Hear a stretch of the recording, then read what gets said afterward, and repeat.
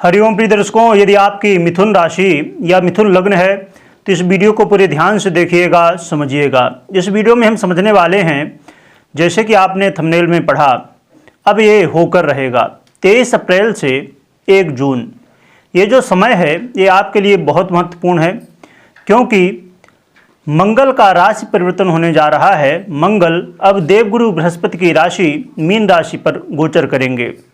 तो 23 अप्रैल से जैसे ही ये मीन राशि में गोचर करेंगे तो काफ़ी ज़्यादा बदलाव होंगे, क्योंकि मंगल आपके आय भाव के अधिपति हैं और आपके षष्ठम भाव के अधिपति हैं।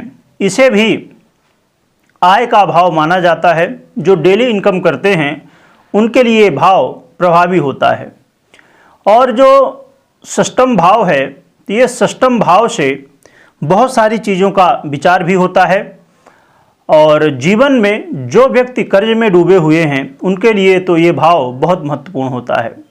तो आइए समझते हैं कि शुभ परिणाम क्या मिलेंगे, सावधानी क्या रखनी है और उपाय क्या करने हैं।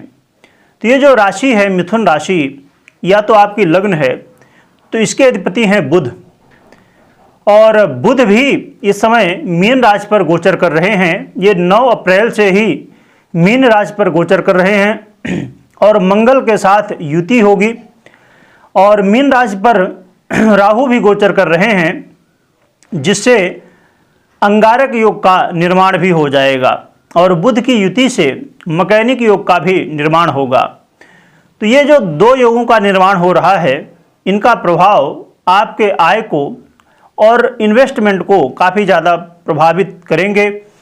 तो आइए समझते हैं कि शुभ परिणाम क्या मिलने वाले हैं। तो प्रिय दर्शकों, यहाँ पर आपके आय में वृद्धि देखने को मिलेगी, या आप डेली इनकम करते हैं तो डेली इनकम में भी वृद्धि होगी।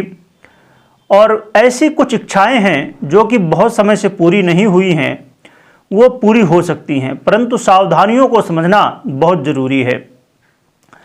प्रिय दर्शकों, यहाँ पर संभव है कि जो लोग बहुत प्रयास कर रहे थे कर्ज से बाहर निकलने के लिए, और बहुत सारे प्रयास आपने किए परंतु वो सफल नहीं हुए, तो ये समय होगा जिसमें आप कर्ज से बाहर निकलने के लिए कोई रास्ता एक मिल सकता है। अब ये जरूर है कि यहाँ पर अंगारक योग का भी निर्माण होगा, तो जिससे जो सावधानियां हैं उनके साथ में आपको ये सब चीज़ें करना होगा। एक बात यहाँ पर यह भी समझना होगा कि जो आय के मार्ग होंगे वो सही होने चाहिए। गलत मार्ग से यदि आप इनकम करते हैं तो राहु के साथ युति होने की वजह से पूरी तरह से संभावनाएं हो जाएंगी कि आप भटक सकते हैं।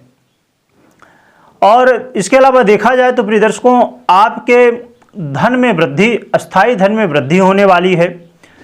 जैसे देखा जाए कि जो पैतृक संपत्ति है उससे संबंधित यदि कोई काम अटका हुआ था, रुका हुआ था, तो ये सब पूरे हो सकते हैं।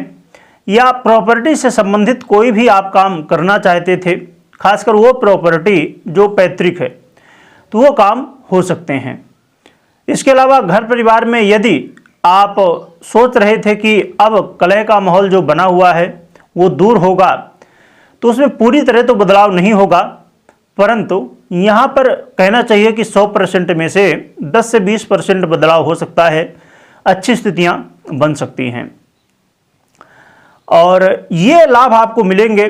इसके अलावा व्यापारियों के लिए भी ये समय अच्छा होगा। व्यापारियों को इस समय अपने व्यापार को बढ़ाने के लिए नए नए आइडिया आ सकते हैं और उससे आप अपने व्यापार को बढ़ा सकते हैं, परंतु सावधानियां बहुत ज़्यादा ज़रूरी हैं, क्योंकि एक तरफ देखा जाए कि जहां अंगारक योग का निर्माण होने जा रहा है वहीं पर मकैनिक योग का भी निर्माण होगा, परंतु ये जो राशि है या लग्न है मिथुन, इसके अधिपति बुध जो हैं और मंगल, ये आपस में शत्रु हैं, जिसकी वजह से मिथुन राशि वालों के लिए ये जो लाभ मिलने वाले हैं वो सावधानियों के साथ ही मिल पाएंगे। यदि आपने सावधानियों का ध्यान नहीं रखा तो संभव है कि ये लाभ आपको ना मिल सकें। तो प्रिय दर्शकों, हम यदि सावधानियों की बात करें तो आपको सबसे महत्वपूर्ण होगा कि कोई भी निर्णय ले रहे हैं तो इस समय सावधानी बरतें, क्योंकि इस समय संभव है कि आप कन्फ्यूजन में आ सकते हैं, क्योंकि राहु के साथ युति है। तो ऐसा राहु का काम है हमेशा कन्फ्यूजन में डालना। तो राहु आपको कोई निर्णय जब आप लेंगे उस समय लगेगा कि हाँ ये निर्णय आपके लिए लाभदायक है, और आगे चल के आपको सक्सेस मिल जाएगी। परंतु लास्ट में कहीं ना कहीं देखने को मिलेगा कि अचानक बदलाव होगा और वो नुकसान की तरफ आपको ले जाएगा। इसलिए कोई भी निर्णय ले रहे हैं तो उनको बहुत सोच समझ के लीजिए। संभव है इस समय यदि कोई बहुत ज़रूरी काम ना हो तो बचें। और ख़ासकर देखा जाए कि जो लोग सोशल मीडिया में वर्क करते हैं उन्हें तो बहुत ज़्यादा सावधानी की ज़रूरत है, क्योंकि आज के समय में सोशल मीडिया में बहुत सारे रूल हो चुके हैं जिनको किसी को भी आपने ध्यान नहीं रखा तो संभव है कि आपको स्ट्राइक आ जाए, या चैनल आपका या पेज आपका मोनेटाइज है उसमें कोई समस्याएं आ जाएं, या किसी भी तरह की समस्याएं हो सकती हैं। और जो सोशल मीडिया में वर्क करते हैं तो उनको सीधी सी बात है कि बोलना ही है कुछ न कुछ, लिखना ही है कुछ न कुछ। तो वहाँ पर एक छोटी सी गलती, कहते हैं ना कि एक कोई वीडियो आपने ऐसा डाला था जिसकी वजह से चैनल ग्रो हो गया, परंतु कोई ऐसी वीडियो हो सकती है जिसकी वजह से आपका चैनल डाउन हो सकता है। तो इन सावधानियों को आपको ध्यान में रखना है। इसके अलावा आपको वाणी में संयम बरतना होगा, क्योंकि आपके शब्द बहुत महत्वपूर्ण होंगे। यदि आप एक गलत शब्द उपयोग करते हैं जिसकी वजह से किसी से दुश्मनी भी हो सकती है और किसी से प्रेम भी हो सकता है, तो अपने वाणी में संयम रखना बहुत ज़रूरी होगा।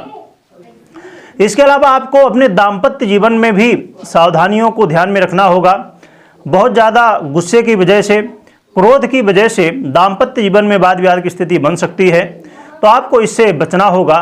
और यदि आप व्यापारी हैं तो जैसे मैंने बताया कि आपको व्यापार को बढ़ाने के लिए कुछ आइडिया आपको प्राप्त इस समय हो सकते हैं, परंतु वो आइडिया संभव है कि आपको ऐसे हों कि आप गलत तरीके से कुछ आइडिया आपने लगाया और आपने जैसे कोई वर्तमान में आप कोई काम कर रहे हैं उसमें आपने सोचा कि ऐसा बदलाव किया जाए जिससे कुछ उछाल आ सके, व्यापार में वृद्धि आ सके, परंतु आपने दिखाने के लिए कुछ लिख दिया है या कुछ बता रहे हैं, परंतु जब अंदर ग्राहक आएगा उस चीज़ को समझेगा तो पता चलेगा कि नहीं वैसा कुछ है नहीं।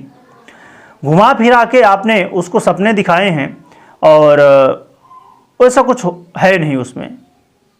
तो इसलिए इन चीज़ों को समझना होगा। जो भी आइडिया है तो वो सही होनी चाहिए, सच में ग्राहक को लाभ होना चाहिए, तो फिर आपके लिए लाभदायक रहेगा। परंतु यदि आपने गलत रास्ता अपनाया तो वो कहीं ना कहीं क्या होगा, भ्रमित होगा, और जब भ्रमित होगा तो उससे आपको नुकसान हो सकता है।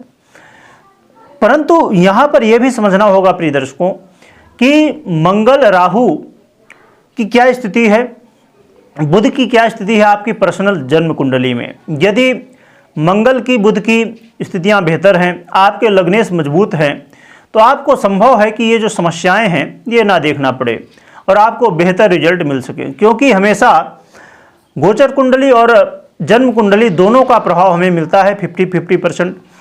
तो यदि गोचर कुंडली सपोर्ट कर रही है और लग्न आपकी जन्म कुंडली नहीं कर रही है तो पूरी तरह से रिजल्ट नहीं मिलता है। इसी तरह आपकी जन्म कुंडली यदि सपोर्ट कर रही है और गोचर नहीं कर रहा है तो भी नहीं मिलता है। तो इस चीज़ को ज़रूर चेक करिएगा। और हम उपाय की बात करें तो उपाय के रूप में आप भगवान नारायण की आराधना कर सकते हैं। विशेष रूप से विष्णु सहस्त्र नाम का पाठ कर सकते हैं, जिससे आपके जीवन में जो भी समस्याएं हैं वो दूर हो सकती हैं। परंतु यहाँ पर हमेशा मैं जो बताया करता हूँ, या आप करते हैं कोई भी पाठ हो या मंत्र जपते हैं तो उन्हें संकल्प करके करें तो और भी बेहतर रिजल्ट आपको मिलते हैं। तो इस बात का ध्यान रखें। कमेंट में हरिओम लिखिएगा और लिखने के साथ स्मरण भी करिएगा। वीडियो देखने के लिए बहुत बहुत धन्यवाद।